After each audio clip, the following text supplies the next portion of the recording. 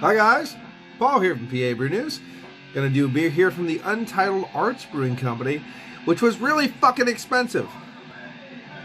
Like 24 bucks a 4-pack. And yes, that's probably PA too. Just full disclosure, really expensive. Hopefully it's worth the price. The other one wasn't, but it was good.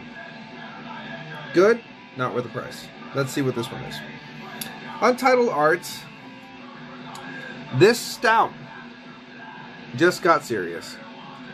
And it was money mark, makes sense, plus sign, U, capital U, and another plus sign. This Stout just got serious. Kind of like the shit just got serious. Artwork by Noel Miller. Well, cheers to you, Noel Miller. And this is an 11% Imperial Stout. It says here, with cacao nibs, caramel, and milk sugars, brewed and canned by Untitled Arts, chocolate chape ice cream, and Wanakee, Wisconsin. And that's all the information. As far as I can see, they're not really big on their information. This is actually way more information than the triple IPA had. So, there we go. Now, one thing is, I can automatically tell you, the price point that I paid for this, they should be 16-ounce cans, not 12-ounce cans. So already, you screwed up. So let's just kind of give a little bit of this artwork while I side pour it out. Doesn't seem to be pouring the thickest thing in the world. Doesn't seem to be giving a dark chocolate crazy head, like a good Taurus, the Tyrant, or anything like that. 12-ounce can, $6, whatever. Oh damn! Wow, crazy. Almost seven something, you know.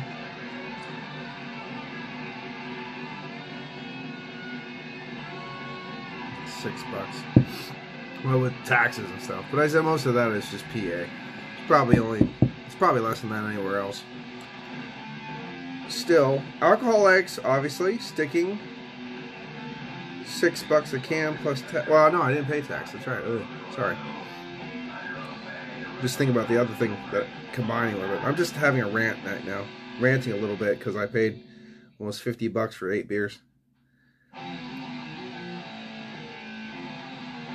Wow. That's a lot of alcohol eggs. The alcohol eggs, just looking at them, are calming me down. I don't know how that works, but I'm like, wow, I'm just kind of like mellowing out here, guys. Wow, perfect. Let's get an aroma. Cheers. That is a pastry stout for sure. That's a pastry stout for sure. It's coming off. It's coming off a little bit on that kind of like overly whelming, clawing, generic kind of smell. You know what I mean? Like a very, very abrasive smell. Tiramisu kind of stuff. Milk chocolate, baker's chocolate, caramel.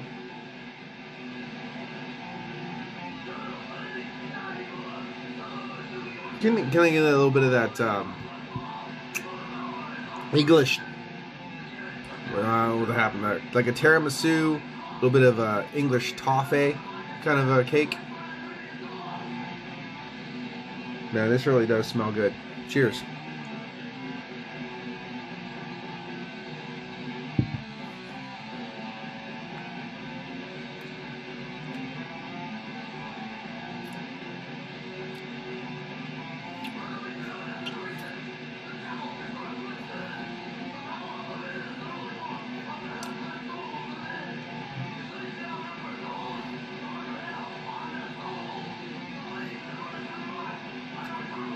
Well, I enjoyed that.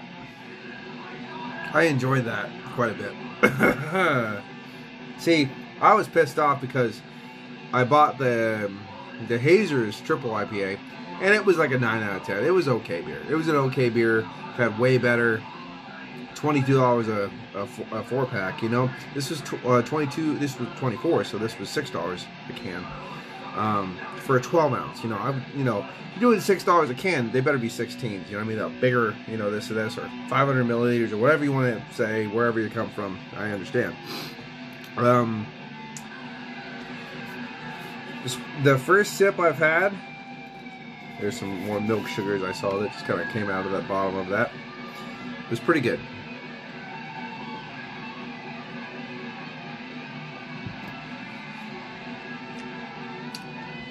It's not the thickest beer in the world initially, but it's got layers and layers and layers and layers and layers and layers of flavor. We keep pulling back and pulling back and pulling back and pulling back. First, it's more just milk chocolate, baker's chocolate. Then the caramel comes back in. Then a little bit of toffee, kind of, you know, the more sweet caramel, that toffee caramel. Then a little bit of bitter chocolate, like almost a cacao chocolate. Then it comes back in with a little bit more chocolate. So it's almost like a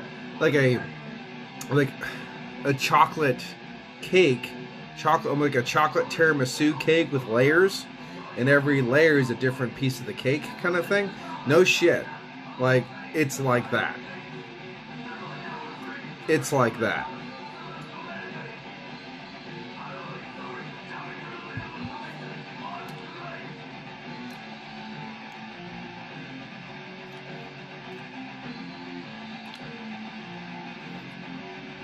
Wow. I will say one thing that's really impressive about the beer. There's enough to be talking about that's impressive about this beer.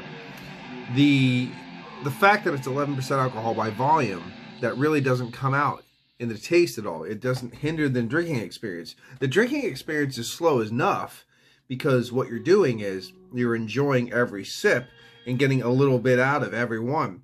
So you're taking your time with the beer. But the ethanol alcohols aren't coming in and hindering the drinking experience, hindering the flavor compounds. If anything, they're probably backing it up with a little, almost a soft, dark fruit like flambe kind of tonality that's kind of wafting through as you're breathing, eating the dessert as well. Drinking the dessert, aka eating dessert, flambe, that kind of thing. The same subtle nuances in the palate, as if you were eating the dessert.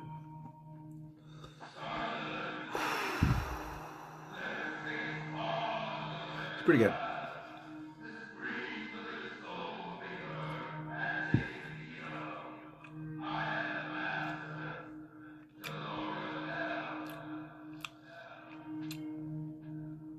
Wow.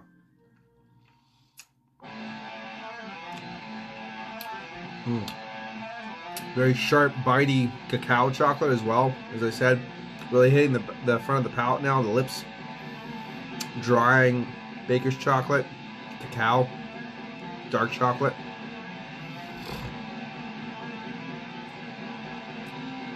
There's vibrancy to this beer. There's vibrancy to almost every little tiny note that's in this beer. It has its own little center stage at any point in time.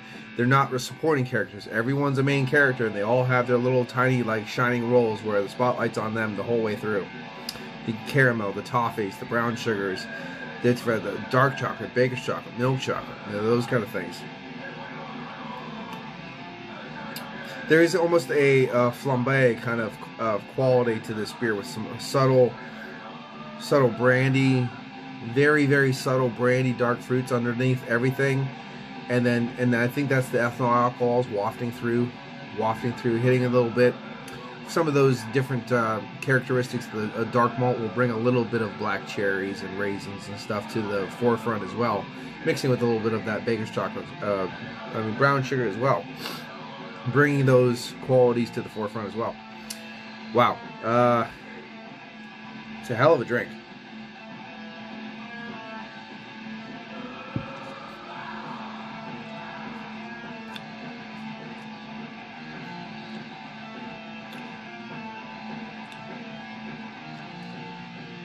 It's crazy. It's even now I'm completely fully acclimated to the beer.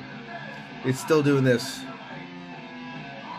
tonality when it's going down your palate. Woof, here's some more. Woof, here's some more. Woof, here's some more. Woof, here's some more. Woof. So it's not just one solid taste component down your throat, tapering off fast. It's not the thickest beer in the world either.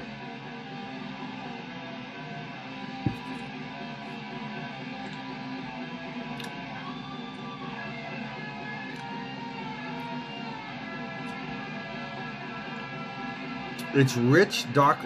It's rich. It's a rich, dark chocolate cake.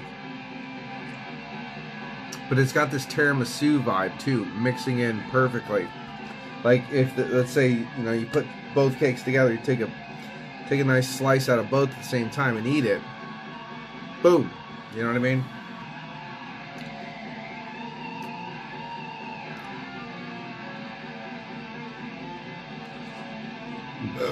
There's nothing really much to say other than an Imperial Stout brewed with cacao nibs, caramel, and no sugar.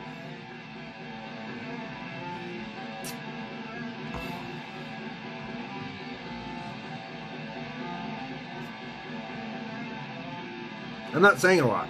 I understand that. One, I didn't even finish the first beer. It's still sitting over there breathing. I was just watching some Jim Cornette. Figured I'd just review this one and then just kind of chill down for the night. And I'm almost like taken aback. It's just one of those, wow, okay, well, I guess I gotta go to bed or something. You know what I mean? It's like, I feel like that all of a sudden.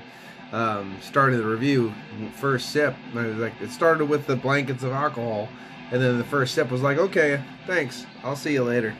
I'm going home, going to bed now. And I'm like, oh, I got a whole beer to drink now. Fuck. Yeah, this is a good one. This is definitely, this is the nightcap that many people, I do feel, have wanted in their lives. The nice nightcap. Not the beer to be drinking all the time. The nightcap. This is the beer that closes the day.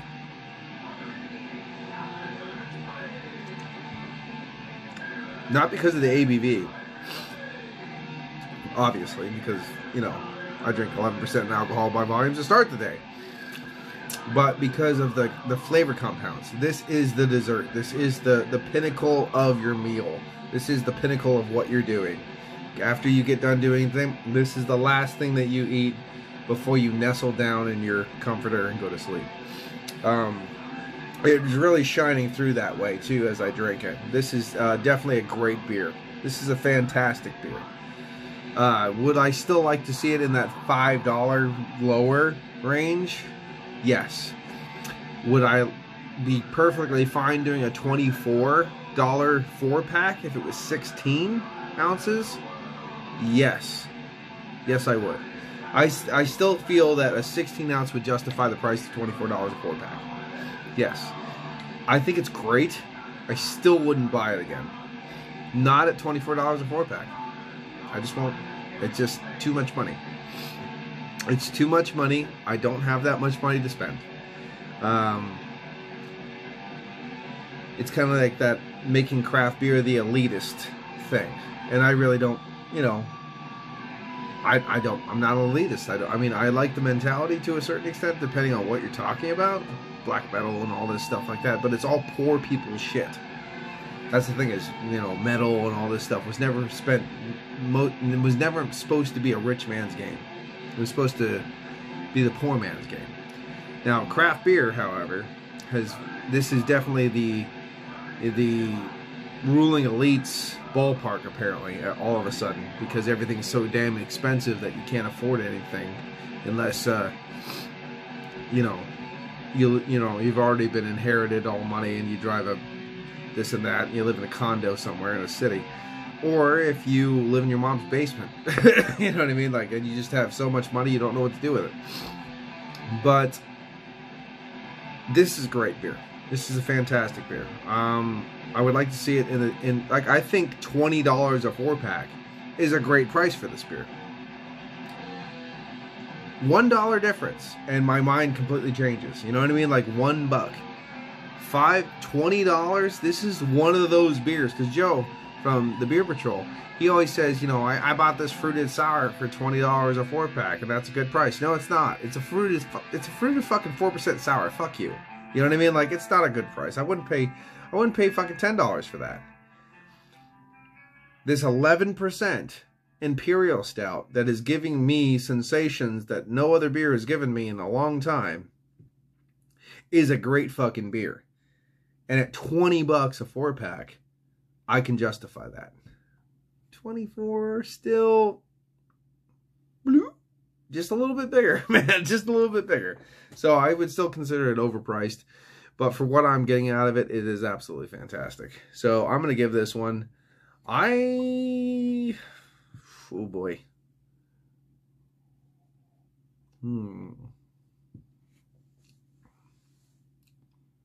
Yeah, a little sharp, a little bitey, bit thin on the front, but the quality that's coming out of this, the tiramisu, like a beautiful, rich, dark chocolate cake, those qualities are shining. They're beautiful. 9.5. 9.5 all day long for this one. This stout just got serious. It's a serious beast. It's an 11% serious beast of a pastry stout. If you haven't had this, definitely seek it out. Definitely worth trading for. The whole deal. If people, they can get this, trade for it. You might actually save money in the long run by doing that. Anyway, yeah, this is Paul from PABrewNews, and I'm sure you can actually check out Untitled Arts. They probably have a web shop now because of the COVID thing. Everyone's kind of setting up web shops. Going to get used to the new social market that we have now today because of online orders and not being able to go to places. So anyway, yeah, 9.5. This is a hell of a beer, guys. This is a hell of a beer. This has been Paul from PABrewNews. Cheers. Bye-bye. Watch that finger. Bye-bye.